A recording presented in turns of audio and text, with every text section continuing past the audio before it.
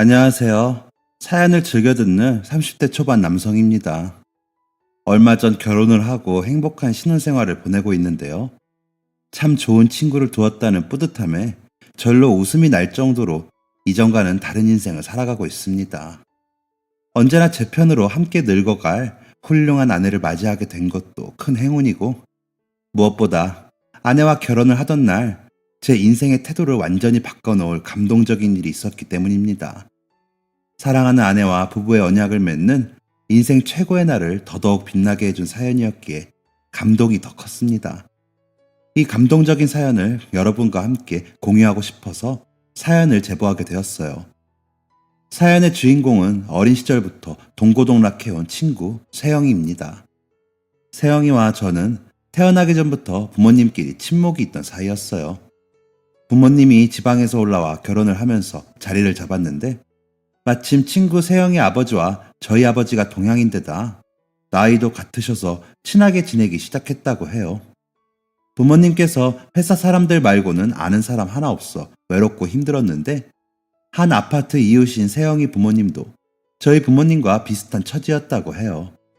부모님이 이사 온 첫날 떡을 돌리는데 아버지와 같은 사투리를 쓰는 세영의 아버지, 그리고 뱃속에 아이를 임신한 세영의 어머니의 모습이 저희 부모님의 모습과 너무 비슷해서 서로 동질감을 느끼고 며칠 뒤엔 말도 놓고 지내는 친한 이웃이 된 거죠.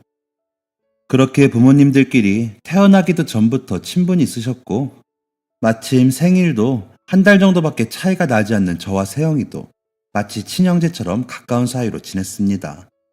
세영이나 저나 둘 다 동생도 없고 일가 친척들도 다들 멀리 사는 터라 명절에나 만나는 서먹서먹한 관계여서 오히려 피 섞인 친척들보다 훨씬 더 가깝게 느껴지곤 했죠. 태어난 시기도 비슷하다 보니 어머니들도 육아 정보 공유하러 매일같이 모이고, 주말에는 같이 여행도 자주 다니면서 거의 매일매일을 함께 자랐습니다. 얼핏 나는 어린 시절 기억 모두 세영이와 함께 있었으니 얼마나 각별한 관계였는지 아시겠죠?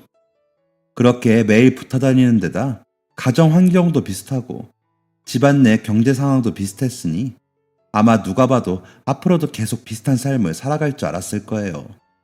그런데 성장을 하면 할수록 비슷한 아기였던 저와 세영이는 다른 갈래로 나뉘기 시작했습니다.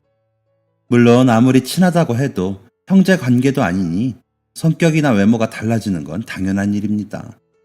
하지만 세영이와 제가 가장 큰 차이점을 보였던 건 성격이나 외모처럼 개성 있는 부분이 아닌 건강 상태나 타고난 체질이었어요. 저는 어릴 때부터 아무거나 잘 먹고 밖에서 뛰어노는 것도 좋아하며 다쳐도 금방 아무는 강철 같은 체질을 가지고 있었습니다. 그 나이 때 남자아이처럼 장난도 많이 치고 다치기도 많이 했지만 크게 덧나거나 아팠던 적이 없었죠. 그래서 저희 부모님도 많이 걱정하지 않고 그냥 나가서 자유롭게 뛰어놀라고 하시는 편이었어요. 그런데 세영이는 어릴 때부터 허약하고 잔병치레가 많은 체질이었습니다.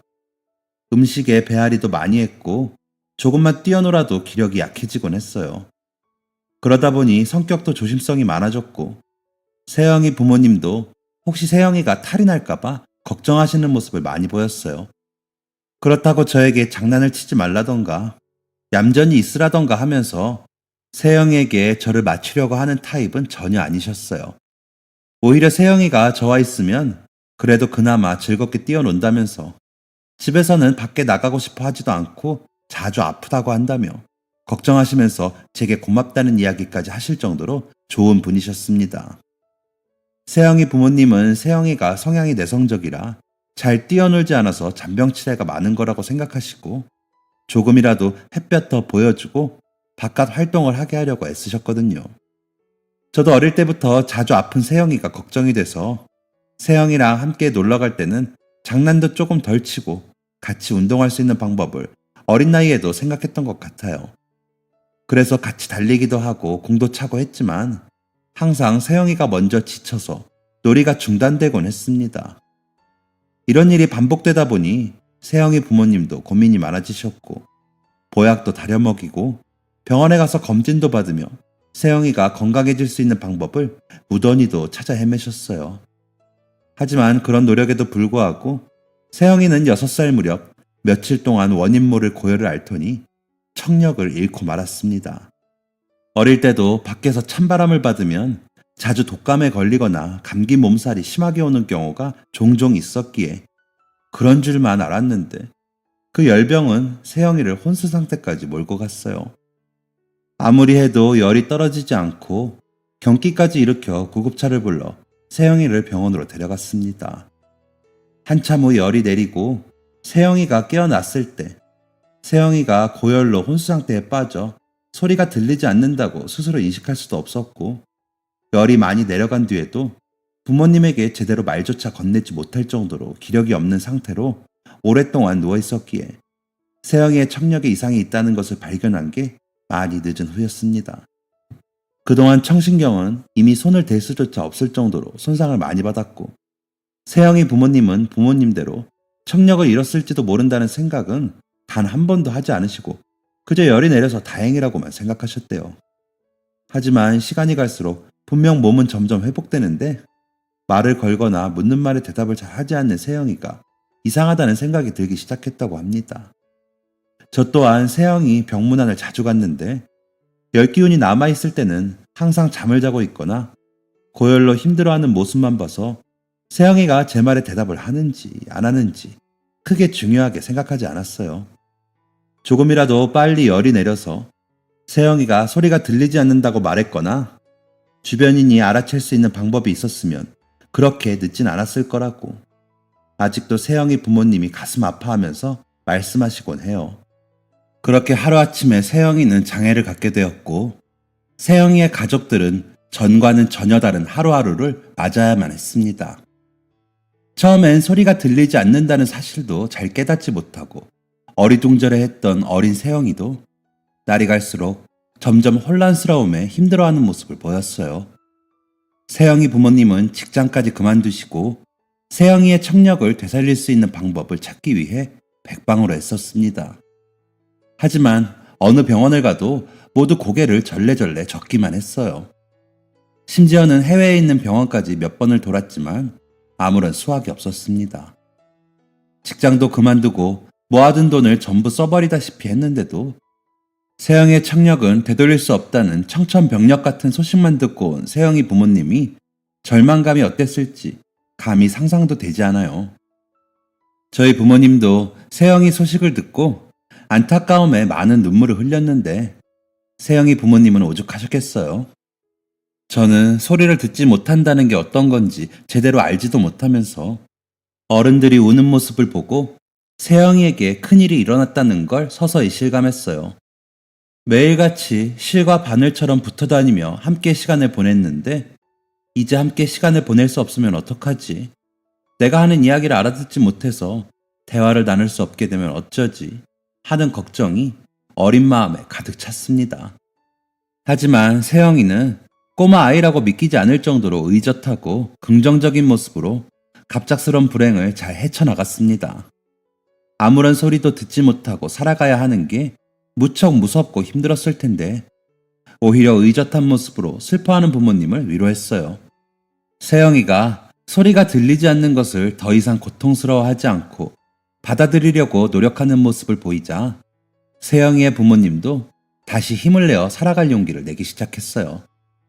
그렇게 세영이의 가족은 힘을 합쳐 갑작스런 불행을 받아들이고 앞으로 함께 살아갈 수 있는 방법에 대해 고민하게 되었습니다.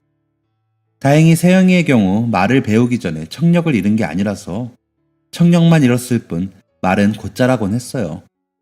보통 청각 장애인들은 소리를 듣지 못해서 언어 발달에 어려움을 겪는 경우가 많은데 세영이는 말을 곧잘하던 6살 나이에 청력을 잃게 된 거라 그 전까지 언어 발달이 잘 이루어진 경우였던 거죠. 하지만 자라면서 말을 하지 않고 수화만 쓰게 되면 소리내어 말하는 방법을 잊어버릴 가능성이 높기 때문에 세영이는 장애를 인정한 그 순간부터 보통 사람들이 언어를 습득하는 방법보다 훨씬 더 힘들고 어려운 방법으로 공부를 해야 했습니다. 일단 기본적으로 수어를 배워야 했고 그와 동시에 말하는 훈련을 하면서 다른 사람들의 입모양만 보고 무슨 말인지 이해하는 독순수를 배워야 했습니다.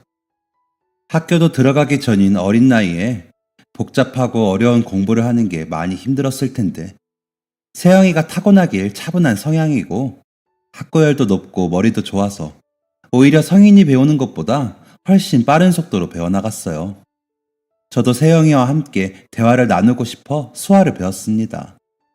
어떻게든 대화를 나누며 함께 시간을 보내고 싶었기 때문이에요.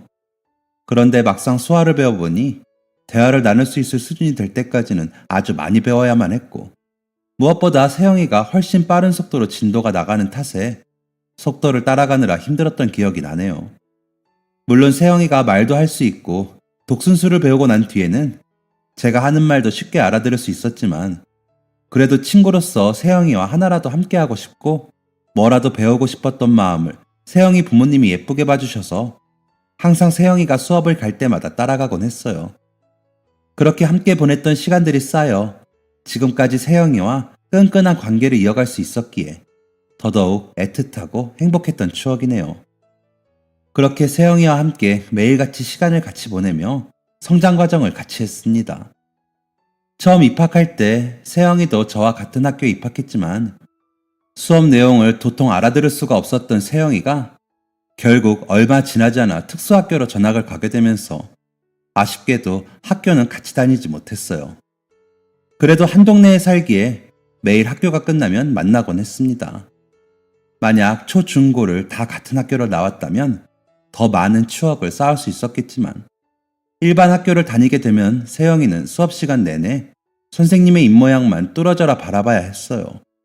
소리가 들리지 않기 때문에 선생님의 입모양에만 의존해서 수업을 따라가야 했고, 그러다 보면 선생님이 하시는 말씀을 혹여나 놓칠까봐 노심초사하느라 수업의 질이나 내용에 대해서는 생각하지 못하는 일이 번번했습니다. 무엇보다 수업 시간 내내 매일 선생님 입모양만 빤히 바라보는 게 어린아이에게 무척 어려운 일이기도 하고요.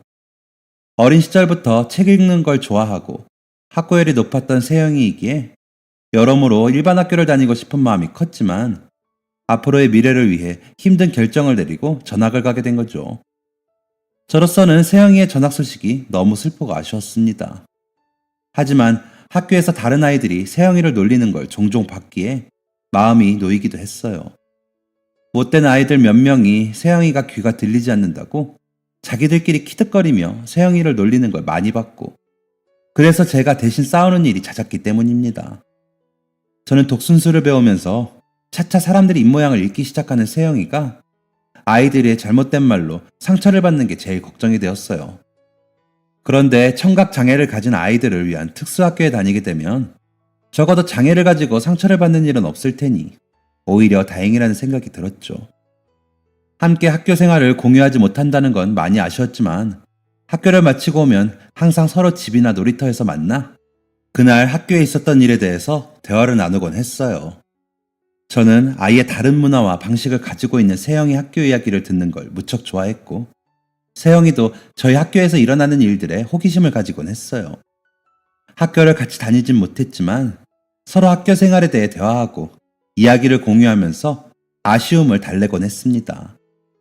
하지만 이후 초등학교 고학년이 될 때쯤 세영이가 이사를 가게 되면서 예전처럼 매일같이 만나 시간을 보낼 수는 없게 되었어요. 세영이가 처음 청력을 잃었을 때 세영이 부모님이 직장도 그만두시고 병원비로 많은 돈을 써서 가정 형편이 어려워졌기 때문입니다. 부모님이 다시 직장도 구하시고 어떻게든 빚을 줄여보려고 노력했지만 이후로 나가야 했던 언어 치료비도 만만치 않아서 잘 되지 않았던 모양이에요. 그렇게 집도 멀어지고 저도 세영이도 각자 학교에서 친구를 사귀면서 예전처럼 매일같이 만나서 노는 사이는 아니게 되었지만, 그래도 저희는 끈끈한 관계를 이어갔습니다. 특히 함께 공부할 때 세영이는 가장 좋은 경쟁자이자 동료가 되었어요. 워낙에 세영이가 머리가 좋고 지식을 습득하는 속도가 빠른 편이라 똑같은 개념을 봐도 저보다 훨씬 빨리 이해하는 편이었죠. 그러다 보니 세영이에게 참 많은 도움을 받았어요. 혼자 공부해선 도저히 이해가 안 되던 문제나 개념이 세영이가 설명해주면 거짓말처럼 이해가 되곤 했거든요. 그러다 보니 시험 기간에는 항상 만나서 같이 독서실을 가거나 도서관을 가서 함께 공부를 했고, 서로 자극을 받으며 선의의 경쟁을 이어갔습니다. 저도 세영이 덕분에 공부에 흥미를 많이 붙이게 돼서 성적도 곧잘 나왔어요. 이렇게 함께 명문대학을 다닐 수 있게 된다면 정말 좋을 것 같다는 꿈을 꾸게 되었죠. 중고등학교를 다니는 동안 항상 대학에 가서 마음껏 청춘을 즐기는 이야기, 함께 MT나 여행을 가는 이야기를 나누곤 했습니다. 저는 당연히 세영이도 그렇게 저와 같은 꿈을 꾸는 줄만 알았어요. 그런데 한참 입시로 바쁠 고등학생 시절, 세영이가 청천벽력 같은 이야기를 꺼냈습니다. 나 아무래도 대학을 가지 말까봐. 그때는 수시 원서를 넣고 면접을 보러 다니느라 대부분의 고등학교 3학년들이 바쁜 시기였어요. 저 또한 여기저기에서 면접도 보고 논술 시험도 치러 다니느라 눈코 뜰 새 없이 바쁜 시기였습니다. 그래서 세영이와도 아주 오랜만에 만나는 자리였어요. 세영이도 세영이대로 바쁜 입시 스케줄을 보내고 있었을 텐데 그동안 무슨 일이 있었는지 갑자기 자신감이 없어진 모습이 무척 걱정스럽더군요. 왜? 너 모의고사 성적도 나보다 잘 나오잖아. 여태까지 잘 버텨놓고 갑자기 수능 시험 얼마 안 남았는데 왜 그래? 하던 대로만 하면 잘 될 거야. 아니야, 현우, 넌 몰라. 면접을 보러 갔는데 성적이랑 상관이 없을 것 같아. 대학에 합격하고 싶다고만 생각해봤지. 합격한 뒤에 어떻게 대학 생활을 해야 할지에 대해서는 생각해 본 적이 없었어. 세영이가 갑자기 마음이 흔들리게 된 건 면접장에서 있었던 일 때문이었습니다. 그때쯤 세영이는 사람들의 입모양을 읽고 대화를 나누는 독순술을 완벽하게 할 수 있었어요. 말하는 방법도 잊지 않기 위해서 어린 시절부터 재활치료를 받아왔기에 소리가 들리지 않는다는 건 면접에 큰 걸림돌이 되지 못했습니다.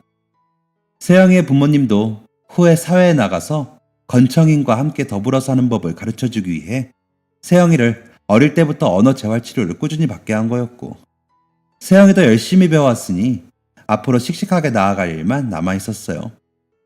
그런데 면접장에 가서 면접을 진행하는데 한 교수님께서 이런 질문을 하셨다고 합니다. 학생이 장애를 가지고 있으면서 하고 싶은 공부를 하는 건 정말 훌륭하다는 생각이 든다만 지원한 전공은 대부분 영어로 설명을 해야 하는 전공인데 어려움을 어떻게 극복해 나갈 생각인가? 교수님으로서는 당연한 질문이었겠지만 그 질문을 받은 순간 세영이는 눈앞이 하얘졌다고 해요. 사실 면접장에서도 교수님이 불분명한 발음으로 질문을 던지는 경우가 많아서 온갖 신경을 곤두세우고 입모양을 읽고 있었기 때문입니다. 합격을 한다고 해도 불분명한 발음으로 개념을 알아들으면 잘못 이해하는 경우가 생길 거고, 세영이 같은 경우는 소리를 듣지 못하니 자막이 없으면 잘못 이해했다는 사실도 깨닫지 못하는 경우도 자주 있겠죠. 그 생각을 하니 두려움이 덜컥 들었다고 합니다. 특히 세영이가 지망하는 과는 완전 이공계 쪽이라 단어나 치수 하나 잘못 알아들으면 아예 다른 개념이 될 수 있거든요. 그동안 문제집 지문만 보고 공부를 해오던 세영이에게는 교수님의 그 말씀이 큰 충격으로 남았던 거죠. 그래도 저는 일단 열심히 준비해왔으니 한번 해보기나 하자고 세영이를 달랬습니다. 그도 그럴 것이 저는 세영이와 함께 공부하면서 자극을 많이 받았고 선의의 경쟁을 펼치면서 성적도 무척 올랐으니까요. 저와 함께 공부해온 세영이가 꿈을 시작하기도 전에 포기하는 건 너무 안타까운 일이라고 생각했기 때문입니다. 하지만 세영이는 저와 입장이 달랐던 것 같아요.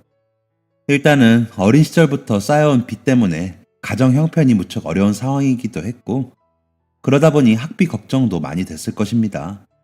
장학금을 꼭 받아야 학교 생활을 이어나갈 수 있는데 청각 장애가 없는 다른 아이들도 받기 힘든 장학금을 자신이 탈 수 있을까 하는 생각에 자신감이 많이 낮아진 것 같았어요. 무엇보다 한국어보다 영어 비중이 높은 전공이다 보니 본인이 맞게 발음하고 있는지 정확한 개념을 알고 있는지 확신할 수도 없을 테니 그게 더 큰 부담으로 다가왔겠죠. 제가 아무리 용기를 불러일으키려고 하고 자신감을 북돋아 주려고 해도 처한 상황이 저와 많이 달랐던 세영이에게는 큰 도움이 되지 못했을 것입니다. 결국 세영이는 낮아진 자신감을 극복하지 못하고 남은 수시 면접도 망쳐버렸어요. 긴장이 극대화되니 더더욱 입모양을 읽을 수가 없었고 질문을 거의 이해하지 못하는 최악의 상황까지 맞이하게 되었습니다. 엎친 데 덮친 격으로 기대를 걸고 있던 장애인 전형에서조차도 합격 소식을 받지 못했습니다. 아무래도 대학 입장에서는 아무런 소리도 듣지 못하는 중증 청각장애인 세영이보다는 어느 정도 수업을 따라갈 수 있는 경증 학생들을 선호한 모양이에요. 그게 아니라면 지원한 다른 학생들보다 세영이의 성적이 모자랐을 테고요. 저는 어차피 수시는 원래 성적보다 상향으로 넣는 거니까 좌절하지 말고 수능을 잘 봐서 성적으로 합격하자고 세영이를 위로했습니다. 하지만 세영이는 끝없는 좌절감에 빠져 자책까지 하기 시작했어요. 내가 감히 일반 학생들도 어려워하는 이런 전공에 원서를 넣은 게 문제인 것 같아. 다들 내가 수업에 따라가지 못할 거라고 생각하고 있고 나조차도 그렇게 생각하는데 집에 쌓인 빚만 수억이 되는데 부모님을 또 고생시키면서 내 욕심만 생각할 수는 없을 것 같아. 이미 다쳐버린 세영이의 마음은 굳건했어요. 결국 세영이는 수능 시험을 포기하고 공장에서 아르바이트를 시작했습니다.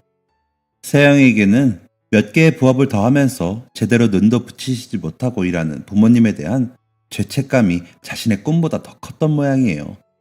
카페나 패스트푸드점, 영화관 같이 사람을 많이 만날 수 있는 아르바이트를 했다면 나았을 텐데 서비스업은 고객과 소통이 중요하다 보니 세영이는 자연스럽게 묵묵히 한자리에서 한 가지 일만 해도 되는 공장 아르바이트만 전전하게 되었습니다.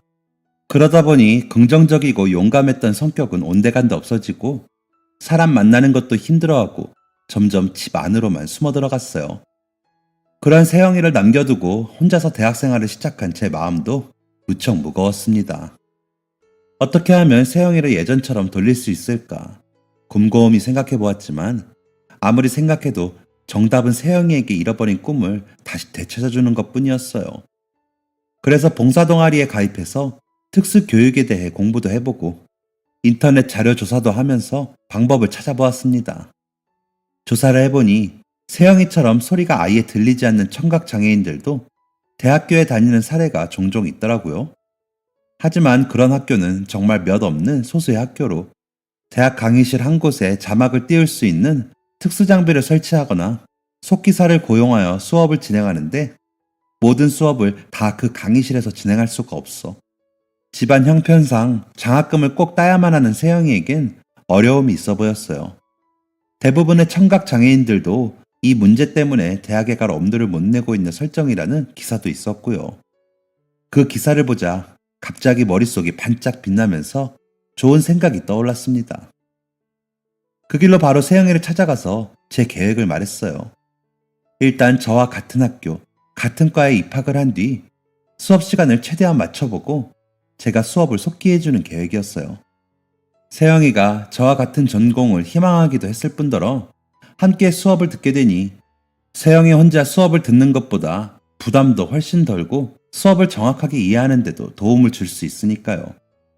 제 계획을 들은 세영이의 얼굴이 정말 오랜만에 활짝 펴지는 걸 보면서 저는 역시 세영이가 마음속 깊은 곳에 꿈을 계속 간직하고 있었다는 걸 깨달았어요.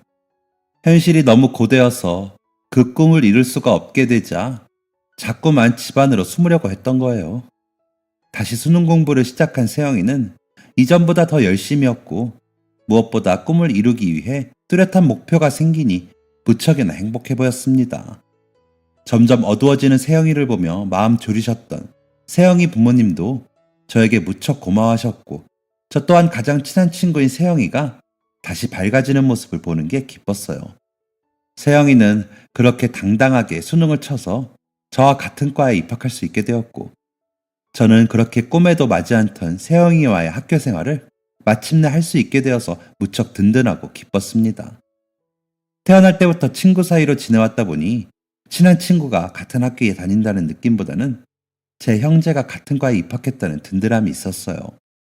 1년 늦게 들어왔지만 장애를 딛고 명문대에 보란듯이 입학한 세영이가 무척이나 자랑스러워 동기들에게 자랑도 많이 했습니다.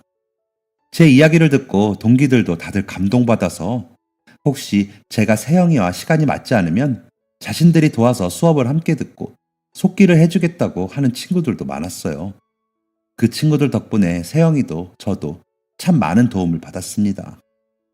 교수님들도 세영이를 대견해 하시고 저희들도 기특하게 생각하시며 도움을 많이 주셔서 학교 생활도 보람있게 보낼 수 있었어요. 특히 가장 도움을 많이 준 건 당시에는 여자친구였던 제 아내입니다. 제 아내는 저만큼이나 세영이를 많이 도왔어요. 제가 군대에 가 있을 때도 제 대신 세영이의 수업을 챙겨주는 모습에 세영이도 저도 감동을 많이 받았습니다. 그런 따뜻한 마음씨를 가진 여자친구였기에 한번 크게 싸우는 일도 없이 결혼까지 진행할 수 있었던 것 같아요. 그렇게 모두의 도움으로 세영이는 매번 장학금을 받으며 무사히 졸업할 수 있었습니다. 저와 여자친구도 세영이의 수업을 챙기면서 같은 수업을 또 듣기도 하고 또 속기를 하면서 귀로 수업을 들을 때보다 더 집중할 수 있어서 공부하는데 정말 많은 도움이 되었어요. 따지고 보면 저희도 세영이에게 많은 도움을 받았던 거죠. 그 뒤 저와 여자친구는 취업준비 기간을 거쳐 나란히 대기업에 입사했고 세영이는 대기업보다는 장애인 특혜를 많이 주는 공기업을 목표로 취업 공부를 이어나갔어요. 그러다 몇 개월 전 저와 여자친구는 결혼식을 올렸습니다. 그날은 평생에 있어서 결코 잊을 수 없는 감동적인 하루로 남을 것 같아요. 세영이가 저희 부부를 위해 전혀 생각지도 못했던 감동을 선사해 주었기 때문입니다. 결혼은 몇 년 전부터 이야기가 나오고 있었지만 갑작스러운 코로나 사태로 식을 올리지 못하고 차일피일 미루고만 있다가 겨우겨우 웨딩홀을 예약하고 식을 진행했어요. 식을 진행하면서도 언제 정책이 바뀔지 몰라 허둥지둥 마음이 급했던 기억이 나네요. 식 날짜를 잡고 당연하게 가장 먼저 연락을 한 건 세영이였어요. 다만 세영이가 그때도 공기업 취업을 위해 매일 밤을 새며 공부를 할 때라 조심스럽기도 했습니다. 앞전에 언급했다시피 세영이 집이 많이 어려워 세영이가 하루 종일 공부만 할 수 없는 처지였기에 낮에는 아르바이트를 하며 돈을 벌고 자는 시간 쪼개서 공부를 하느라 많이 힘겨워 보였거든요. 그럼에도 세영이는 소식을 듣자 자기 일처럼 기뻐하면서 오히려 저희 부부가 마음고생이 심했겠다며 위로까지 해주었습니다. 무슨 일이 있어도 아르바이트를 빼고 결혼식에 참석하겠다는 세영이의 말에 한편으로는 걱정도 되었지만 그래도 솔직하게 말하면 저와 아내는 세영이가 결혼식에 꼭 참석해서 자리를 빛내주었으면 했어요. 저에게는 세영이가 둘도 없이 중요한 존재이고 또 여자친구와 사이가 깊어진 것도 다 세영이가 이어준 인연이라는 생각이 들었기에 저희 부부에게는 가장 중요한 친구였기 때문입니다. 세영이가 하는 공장 아르바이트는 정식 계약이 아니라 자유롭게 스케줄을 빼거나 조율할 수 없었고 무단으로 출근을 하지 않으면 다음에 출근할 수 없게 될 수도 있었기에 참석하기가 어려울 수도 있을 거라고 생각했어요. 하지만 걱정이 무색하게도 세영이는 가장 먼저 식장에 찾아와서 긴장한 저희 부부를 보고 한박 웃음을 지어주었습니다. 세영이 부모님도 다 같이 차려입고 찾아와 주셨는데 그 모습이 어찌나 멋지고 아름다운 가족처럼 보이던지 감동을 많이 받았어요. 세영이 하나를 지키려고 수많은 고생을 하신 세영이의 부모님과 부모님의 짐을 나눠지려고 힘들게 일하면서도 꿈을 놓지 않는 세영이의 모습이 참 이상적인 가족처럼 느껴지면서 저도 저런 가정을 만들어야지 하고 다짐도 하게 되었네요. 하지만 정말로 감동받은 일은 결혼식 도중에 일어났습니다. 결혼식을 한창 진행하는 중에 갑작스럽게 사회자가 축사와 축가 시간이 이어지겠다는 멘트를 하더군요. 저와 아내는 따로 축사를 부탁한 사람이 없었기에 조금 당황했어요. 결혼식을 준비하면서 부모님이 축가 부를 사람을 따로 구해놨다는 이야기를 하셨거든요. 그래서 부모님께서 아는 분이 축가를 불러주시는 김에 간단한 축사도 준비하셨나 보다고 생각했습니다. 그런데 박수 갈채를 받으며 앞으로 걸어 나오는 건 다름 아닌 세영이었어요. 깜짝 놀라 부모님을 바라보니 이미 부모님은 다 알고 있었다는 듯 환한 미소를 지으며 박수를 보내고 계시더군요. 어색하게 마이크를 잡은 세영이는 떨리지만 정확하고 완벽한 발음으로 축사를 이어나갔습니다. 안녕하세요. 저는 신랑 김현우 군의 소꿉친구이자 신부 이수지 양의 대학 친구인 이세영이라고 합니다. 신랑 김현우 군과 이수지 양의 첫 시작을 알리는 이 멋진 날에 축하의 말을 전할 수 있어 매우 기쁩니다. 사실 김현우 군과 이수지 양은 제가 축사를 하는 사실을 전혀 몰랐습니다. 제가 김현우 군의 부모님께만 몰래 말씀드리고 신랑 신부에게는 철저히 비밀로 붙였기 때문입니다. 꼭 둘의 결혼식 자리에서 조그만 선물을 해주고 싶었고 더 기쁨을 주고 싶은 마음에 깜짝 이벤트를 기획하게 되었어요. 현우와 수지는 제 인생에서 정말 없어서는 안 될 가장 소중한 친구들입니다. 사실 저는 어린 시절 갑작스런 열병을 앓은 뒤 청각장애인이 되었습니다. 소리를 듣지 못하는 장애를 가지고 세상을 살아오면서 정말 힘들고 어려운 일이 많았는데요. 그럴 때마다 현우가 슈퍼맨처럼 나타나 저를 다시 일으켜주고 다시 걷는 법을 알려주었습니다. 현우와 수지가 없었다면 아마 저는 지금의 모습과는 전혀 다른 모습으로 살고 있었겠죠.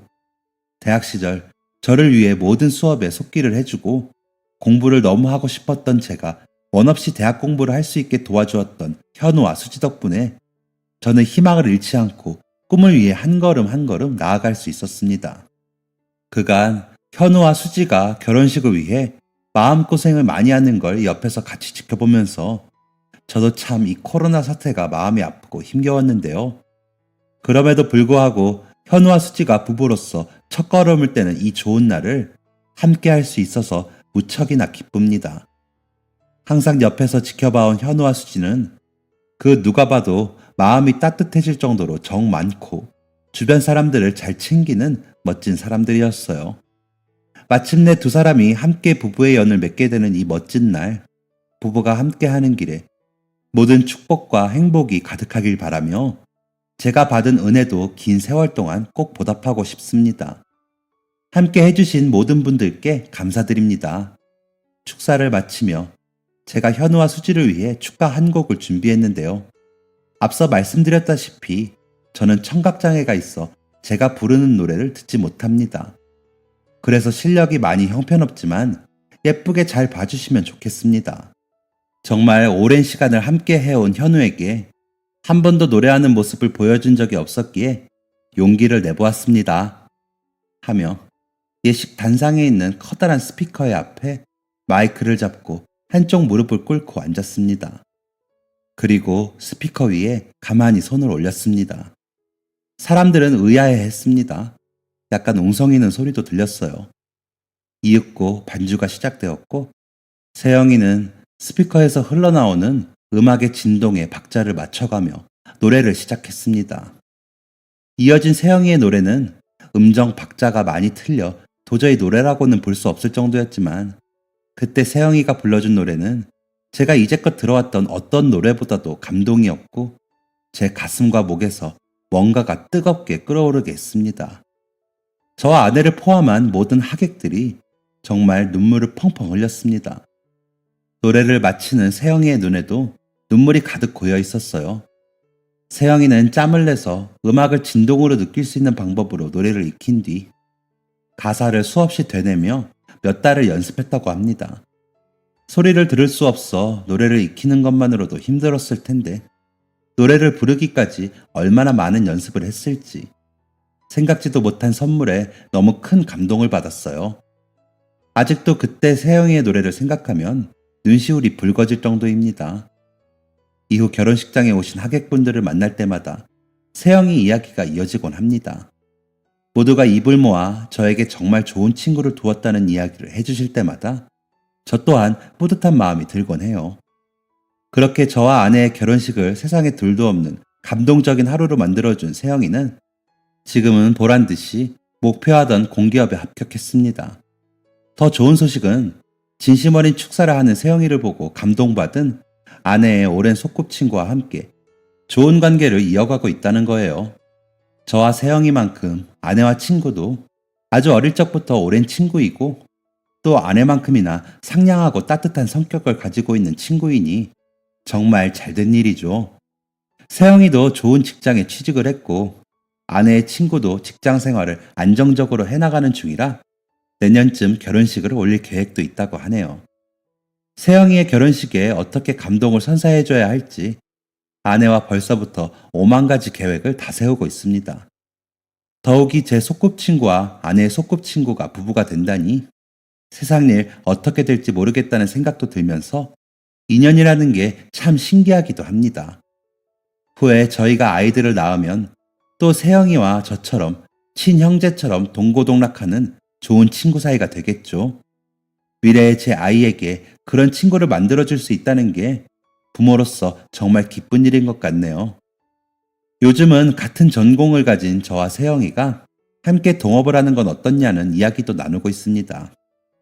인생을 살면서 가장 중요한 건 다름 아닌 인간관계라고 하는데 저와 세영이 그리고 제 아내와 아내의 친구까지 이미 끈끈한 다리를 만들어 놓으니 세상에 두려울 게 없다는 생각이 드네요. 특히나 저는 대기업에 다니는 중이고 세영이는 공기업에 다니고 있으니 각자 회사에서 배운 부분을 합치면 괜찮은 회사를 세울 수 있을 거라는 생각이 듭니다. 아직은 계획 단계에만 있을 뿐이지만 꿈을 위해 한 걸음 한 걸음 걸어왔던 저희이기에 언젠가는 꼭 실천에 옮길 수 있을 거라는 희망이 들어요. 사연을 보내며 세영이에게 짧은 편지 하나 덧붙여 봅니다. 결혼식 날 그렇게 큰 감동을 주고도 모자라 신혼집 냉장고까지 새로 사준 세영아. 나는 네가 너무 소중한 친구라 당연하게 했을 뿐인데 너무 비싸게 보답을 받은 것 같아서 항상 미안한 마음이 들어. 내년 네 결혼식 때 얼마나 너를 놀래켜 줄지 수지랑 매일매일 신나게 이야기를 나누고 있으니 기대해도 좋아. 세영아, 내 인생에서 가장 가치 있는 일은 너와 이렇게 오랜 시간 소중한 관계를 이어나가는 것이란다. 앞으로 우리가 낳을 아이들에게도 우리 사이 같은 든든한 친구를 꼭 만들어서 물려주자꾸나. 항상 내가 더 나은 사람이 될 수 있게 해줘서 고맙고 앞으로도 서로 더 성장할 수 있는 좋은 원동력이 되자. 사연을 읽어주셔서 감사합니다. 청취자분들께도 힘든 일이 닥쳐도 꿈을 향해 하루하루 나아가다 보면 꼭 좋은 일이 있을 거라는 말씀 드리고 싶습니다. 무엇보다 항상 여러분들의 행복을 바라는 누군가가 주변에 있다는 것을 잊지 않았으면 합니다. 감사합니다. 지금까지 사연 들어주셔서 감사합니다. 사연이 재밌으셨다면 구독과 좋아요를 눌러주세요. 감사합니다. 안녕히 계세요.